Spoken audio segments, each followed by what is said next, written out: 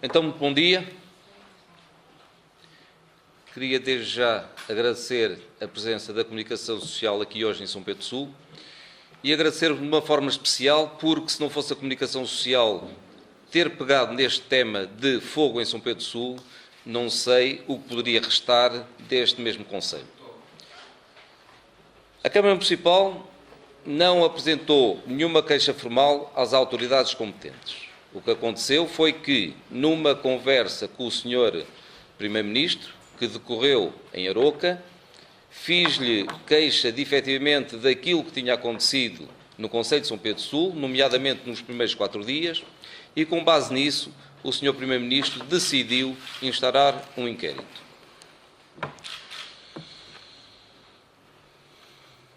Deste mesmo incêndio, há diversas questões que teremos que colocar. Primeiro, o incêndio durante 4 dias, o incêndio correu durante praticamente uma semana, mas os primeiros dias eram cruciais. Toda a gente sabe que o combate a um incêndio se deve processar nas primeiras horas. Isto em São Pedro Sul não aconteceu, e o que aconteceu foi que, efetivamente, durante praticamente 4 dias, não tivemos praticamente ajudas externas nenhumas. Se as tivéssemos tido, a tempo e horas, tínhamos evitado a calamidade que aconteceu no Concelho de São Pedro Sul. E estamos a falar numa área ardida de 12.000 hectares, o que corresponde a 1/3 do nosso concelho.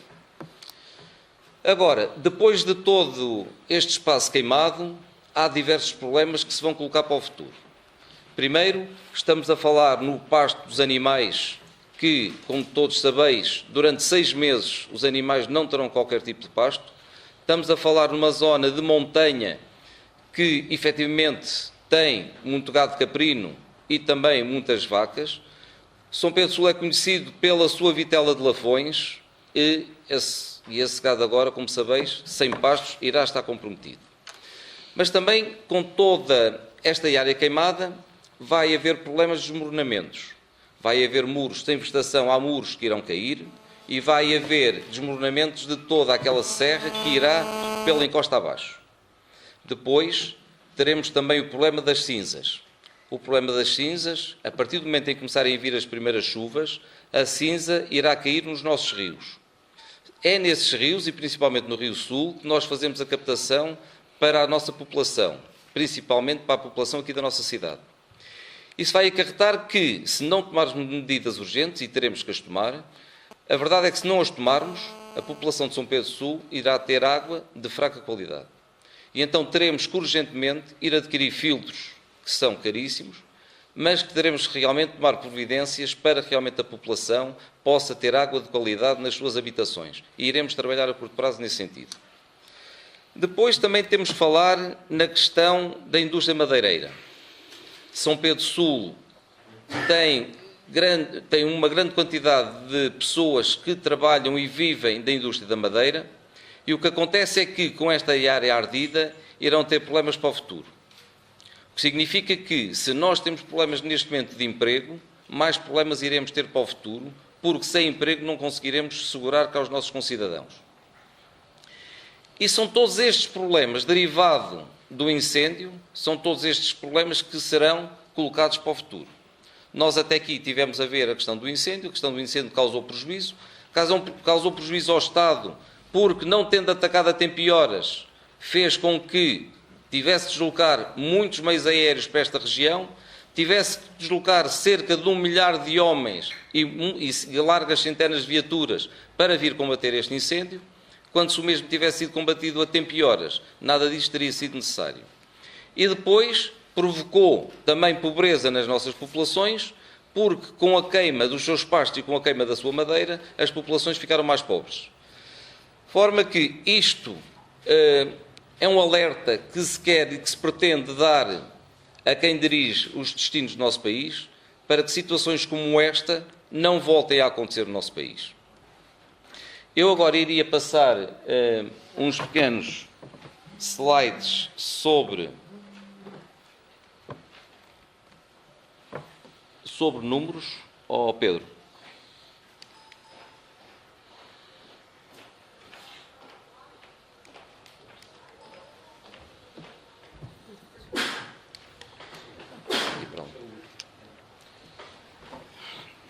Eu vou ter que me deslocar para ali para poder ver, mas se calhar não. Este mapa que aqui está, e ao contrário daquilo que um senhor veio para a televisão dizer que não tinha encontrado pontos de água no concelho de São Pedro Sul, meus senhores, temos aqui 48 pontos de água. Temos aqui 8 pontos de água aéreos, temos aqui 26 mistos, que dá para aéreos e terrestres, e temos 14 pontos de água terrestres. E como disse, houve alguém responsável neste país que proferiu declarações em que dizia que o concelho de São Pedro Sul não tinha pontos de água. Tenho aqui a prova, meus senhores.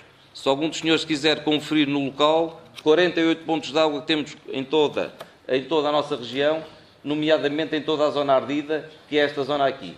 Como veem, há aqui pontos de água por toda a nossa serra.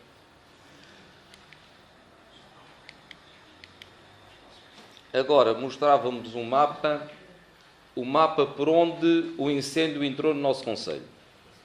O incêndio entrou aqui, na zona na freguesia da antiga freguesia de Covas do Rio, mais concretamente na zona de Fragoselas e Covas do Monte.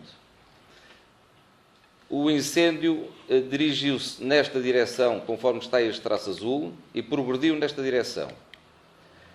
A segunda frente de incêndios, e estamos a falar tudo de incêndios que não foram produzidos no concelho de São Pedro Sul, é tudo concelhos que foram importados do vizinho concelho de Aroca, entrou depois na zona de Gestoso, na freguesia de Manhoce.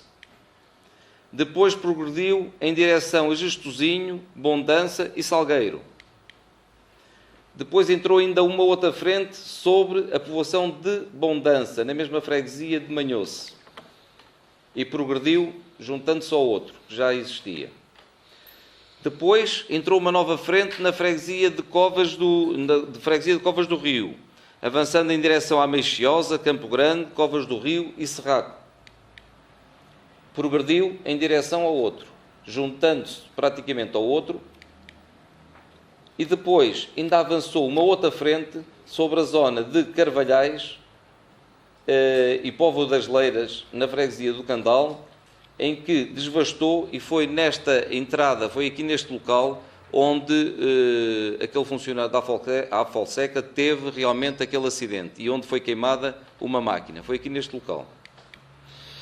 O fogo progrediu em direção a Carvalhais e, meus senhores, mais ou menos, este traço vermelho pode não estar completamente correto, mas será mais ou menos este o espaço envolvente que realmente foi queimado no concelho de São Pedro Sul. Meus senhores e minhas senhoras, praticamente todo este espaço que foi queimado insere-se todo na rede Natura 2000. Ou seja, todo este espaço era um espaço que deveria estar protegido e que não foi protegido. Ainda respondendo àquele senhor de barbas que veio para a televisão falar, em que dizia que não tinha havido ações de sensibilização, minhas senhoras e meus senhores, este ano, como nunca, fizemos 20 ações de sensibilização em todas as freguesias, nomeadamente os nossos técnicos e a GNR, tendo ido às freguesias, nomeadamente às igrejas, e no púlpito da igreja fizeram ações de sensibilização junto das populações. Estamos a falar em 20 ações de sensibilização este ano, entre 10 de abril e 19 de junho. Também respondendo ao mesmo senhor, que diz que havia muito mato à volta das casas, efetivamente há, e não se consegue controlar tudo. Mas a verdade é que este ano, e como nunca, fizemos 194 notificações para limpeza dessas mesmas matas à volta das casas, sendo elas 93 inserida em área florestal e 101 inserida em zonas urbanas. No que diz respeito ao Plano Municipal de Emergência e Proteção Civil, também há pessoas que também falam sobre isso.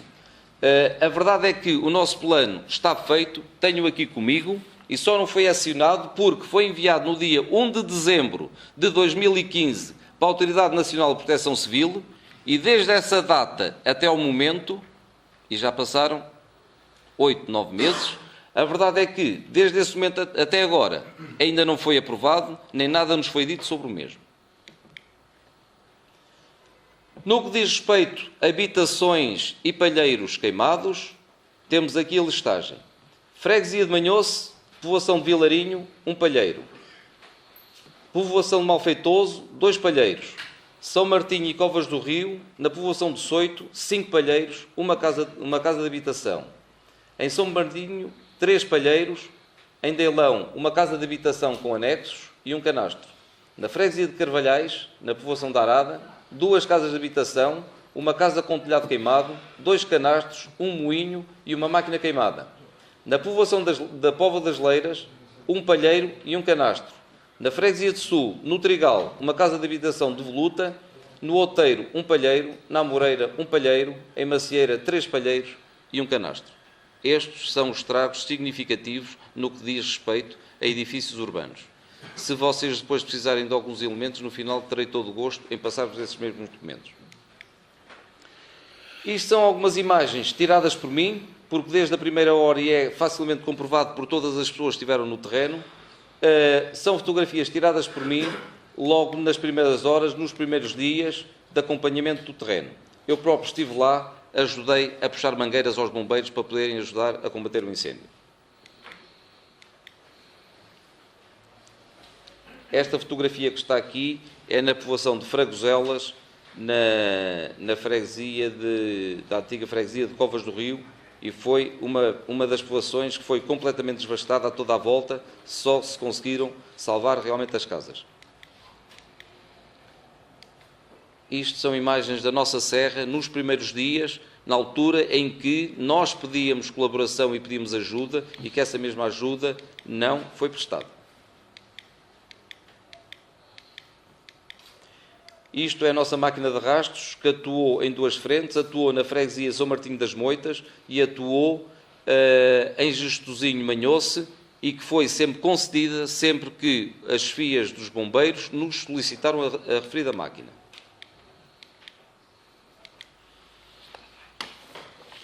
No que diz respeito também a alguma crítica que também já ouvi por aí, no que diz respeito à abertura, limpeza e manutenção de estradões florestais, senhores jornalistas, nunca, em ano nenhum, foi feita a limpeza e a abertura de tantos estradões como este ano. Na freguesia de Sul foram abertos 40 km, abertos, quando falo em abertos, falo em abertura e limpeza, 40 km, na freguesia São Martinho das Moitas, 15 km, na freguesia de Carvalhais, 12 km. Estamos a falar em freguesias que foram todas atingidas. Freguesia Figueiredo de Alva, 10 km, freguesia de Pinho, 15 km, freguesia de Pindelos Milagres, 8 km, Santa Cruz da Trapa, 8 km, Vila Maior, 10 km, Serrazes, 5, Bordonhos, 4. Totaliza, minhas senhoras e meus senhores, 127 km de abertura de estradões e de limpeza de estradões. No que diz respeito à prevenção, os objetivos principais da Proteção Civil do nosso Concelho, quais são? Uma delas é prevenção. Essa prevenção foi feita com as ações de sensibilização. O atenuar foi feito com a limpeza dos estradões e a abertura dos novos, que já vos dei dados. O socorrer, a população foi socorrida sempre que tivemos conhecimento, todas as situações foram sempre apoiadas. E depois o apoiar. O apoio foi sempre prestado, sempre que os comandos dos bombeiros nos solicitaram o mesmo. No que diz respeito à reposição agora de tudo aquilo que estragou. Estamos neste momento, já começámos ontem a fazer a limpeza das vias, porque como sabeis, as vias ficam sujas com paus e pedras, isso começou a ser feito ontem. No que diz respeito a linhas de eletricidade, existe apenas uma única casa em todo o concelho que ainda não tem eletricidade. No que diz respeito a telefones, está uma situação mais complicada, porque, como sabeis também, as linhas telefónicas passam todos em postes de madeira, isso tem que ser tudo, tem que voltar a fazer novas linhas por todo o concelho, e isso irá demorar mais tempo. No que diz respeito também a abastecimento de água, também tivemos algumas povoações que foram atingidas pela mesma, e a partir deste momento estamos também a atacar esse mesmo assunto. Agora, e antes de encerrar, dava a palavra aos seus jornalistas. Eu queria que hoje fosse o último dia para se falar sobre incêndios. Eu tenho que começar a preparar o futuro, tenho que começar a divulgar o Concelho de São Pedro Sul. O Concelho de São Pedro Sul foi atacado por um fogo E nós temos que promover as nossas termas, temos que continuar a promover o nosso Conselho e queria, minhas senhoras e meus senhores jornalistas, que realmente, a partir de hoje, me pudessem dar descanso a mim e também ao nosso Conselho, porque nós temos coisas muito boas no nosso Conselho e é isso que queremos divulgar. De forma que vocês hoje têm abertura para perguntar todo, não tenho nenhum assessor atrás de mim a dizer que só respondem a 2 ou 3 perguntas, estou aqui para responder a todas as perguntas que vocês queiram e que eu saiba responder. De forma que a partir deste momento fazem favor. Sr. Presidente, houve 3 mudanças de comando. Houve uma no sábado à noite em Manhoce, que foi o Código Coimbra Carlos Luís, onde estava acompanhado de um comandante do Conselho de São Pedro do Sul. Depois, de sábado para domingo, houve uma nova mudança de posto de comando, que veio o comandante Elísio, que se a memória não me traiçoa, é comandante no distrito de Lisboa, e não teve ninguém do Conselho a assessorar. E depois, no domingo para segunda, houve nova troca de comando, veio o comandante Chambel, novamente sem nenhum elemento de comando dos bombeiros locais. Isto, de alguma forma, dificultou o combate ao fogo? Olha, eu quero me debruçar, e é isso como tenho debatido, é essencialmente com os primeiros 4 dias. A partir daí, não quero, isso é uma guerra de bombeiros, não quero ir por aí, e aquilo que eu me limito a falar é apenas os primeiros 4 dias. A partir daí, agora, não teve ninguém, o comandante Luís não teve ninguém a assessorar, não é verdade, eu estive praticamente sempre ao pé dele, e se não estive eu, esteve um chefe de gabinete. Sr. Presidente, mas nesses 4 dias que contavam com a prata da casa, esses problemas de comando também não podem ter complicado as questões de combate? Não. Porque o problema que se punha não era o problema do comando. O problema que se punha era, efetivamente, a falta de meios e falta de meios aéreos e de viaturas. Eu próprio estive no local. Eu, quando digo que tínhamos 25, 30 elementos no combate aos incêndios, isto era aquilo que, como sabem, não era sempre 25 ou 30. Havia alturas que podia ser 40, havia alturas que podiam ser até 10. Tudo dependia da hora do dia, dependia das rendições. Agora, a questão do comando não se põe. A questão do comando, havia um comandante, o fogo, como se sabe, tinha diversas frentes, havia um comando em Santa Cruz da Trapa que cumpriu com as suas obrigações, havia outro comando na zona São Martinho das Moitas que cumpriu também com as suas obrigações. Não é isso, o problema que está em causa é que, durante 4 dias, praticamente os nossos bombeiros de São Pedro Sul, e honra lhes seja dada pelo combate que eles fizeram, como disse, eu próprio estive ao pé deles e vi o que eles sofreram, é que 4 dias andarem a combater um incêndio praticamente sozinhos, estavam completamente exaustos. É isso que eu me refiro. A questão do comando é uma questão que não se põe, as coisas correram bem a nível de comando, tanto na área de São Martinho das Moitas como na área de Manhoce, não é por aí. Vamos ao teu lado político. Como o senhor disse, o fogo foi um incêndio importado, veio de Aroca, Conselho de Aroca, Distrito de Aveiro, entrou em São Martinho das Moitas, Conselho de São Pedro do Sul, Distrito de Viseu. Ou o Sr. Presidente da Câmara ou o Sr. Secretário de Estado não cumpriram com as terminações, porque sendo um fogo de caráter interdistrital, não devia ter sido acionado o Plano Distrital da Defesa da Floresta, que na ausência dos governadores civis é uma competência do Secretário de Estado da Administração Interna? Olha, ainda bem que põe a questão nesses termos, porque a minha opinião é precisamente essa. Eu penso que realmente o problema foi mesmo este. É que a partir do momento em que o Código Aveiro, o fogo entra na área de Viseu, na minha opinião, e na minha modesta opinião, e é isso que o inquérito deve averiguar ou não, penso que o Código Aveiro, como tinha outros fogos na área de Aveiro, preocupou-se mais com os outros fogos, esqueceu-se deste. O Código Viseu, por sua vez, também, como tinha também outros fogos na área dele, e como este era importado da zona da Aroca, também provavelmente, poderá não se ter preocupado tanto sobre isto. Seja como for, será o inquérito a averiguar realmente isso que aconteceu. Agora, o que eu quero dizer é que o que eu não queria era que acontecesse mais para o futuro aquilo que realmente aconteceu. Sr. Presidente, mas não terem acionado, à semelhança do que aconteceu no Porto, na Madeira, e não sei mais onde, que já não tenho cabeça para isso, não terem acionado o Plano Distrital da Defesa da Floresta contra Incêndios, numa altura em que o Distrito está sem meios, não é que isto não permitiria responder à sua preocupação de colocar mais meios no terreno? Não lhe sei responder a isso.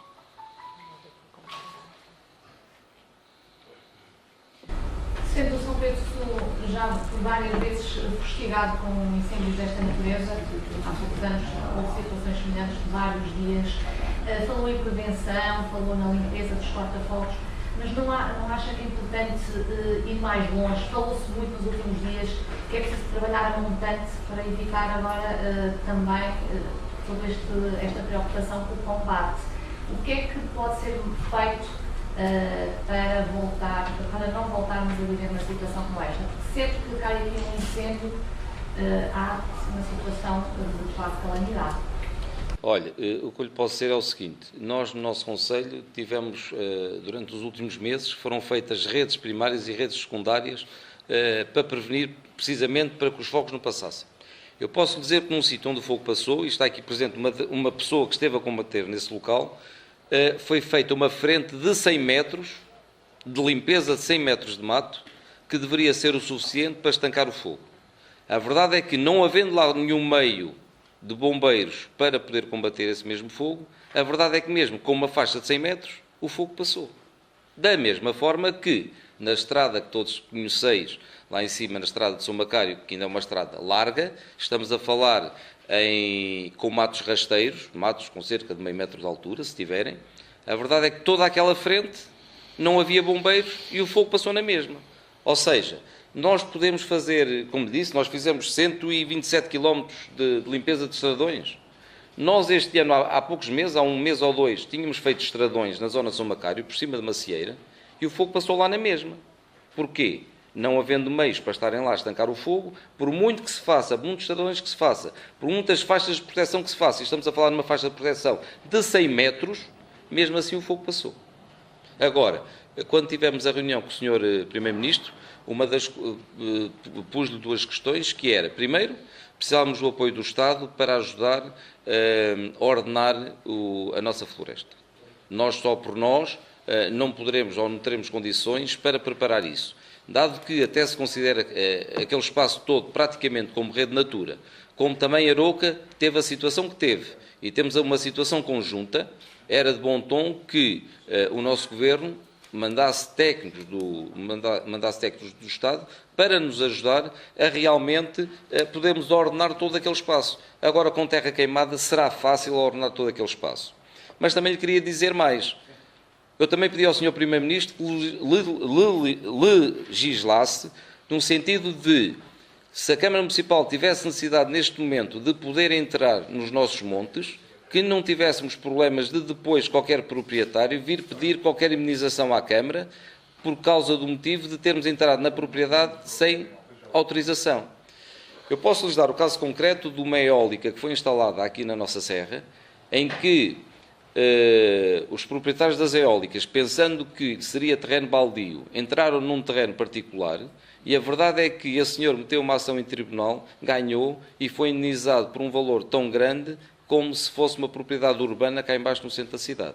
E eu não posso correr esses riscos. E eu pedi ao Sr. Primeiro-Ministro, no sentido de realmente legislar, no sentido de uma entidade do Estado, e dado que nós neste momento o terreno está queimado, não sabemos quem são os proprietários, e serão muitos os proprietários, nós, para ordenarmos aquele espaço, temos de saber realmente se podemos entrar no espaço de cada um ou não.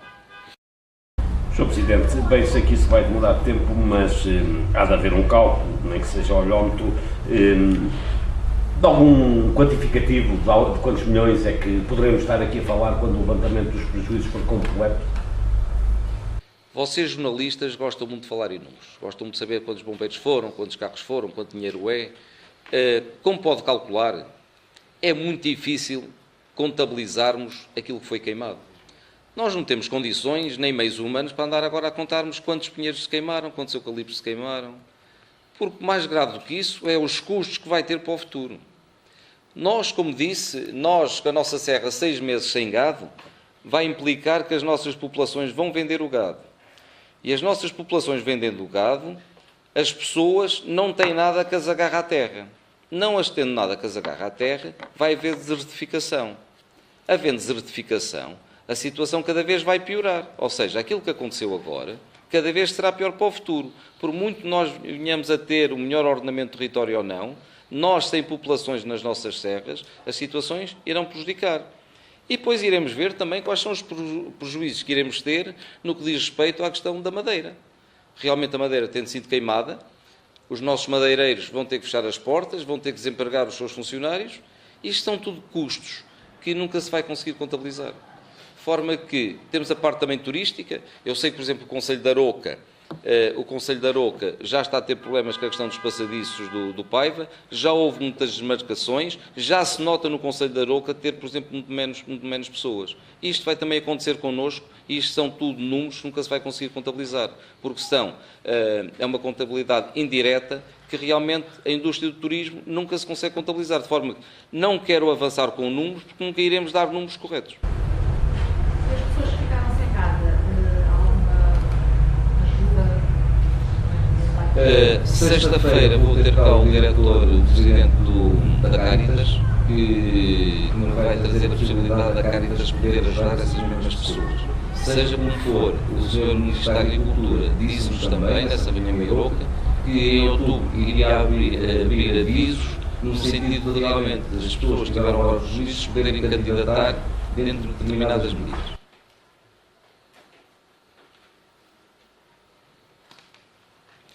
Posto isto, queria fazer um agradecimento e ao mesmo tempo também dizer que São Pedro Sul continua a ser um concelho muito bonito. As pessoas podem continuar a vir para as nossas termas estão seguras, não há fumo, não há fogo, está tudo completamente seguro. Queria fazer um agradecimento especial e principalmente aos nossos bombeiros e principalmente aos São Pedro Sul, a todos em geral, mas principalmente aos São Pedro Sul, que durante muitos dias, muitos deles têm à cama, e eu constatei isso, muitas vezes têm à cama, deram e fizeram tudo aquilo que puderam.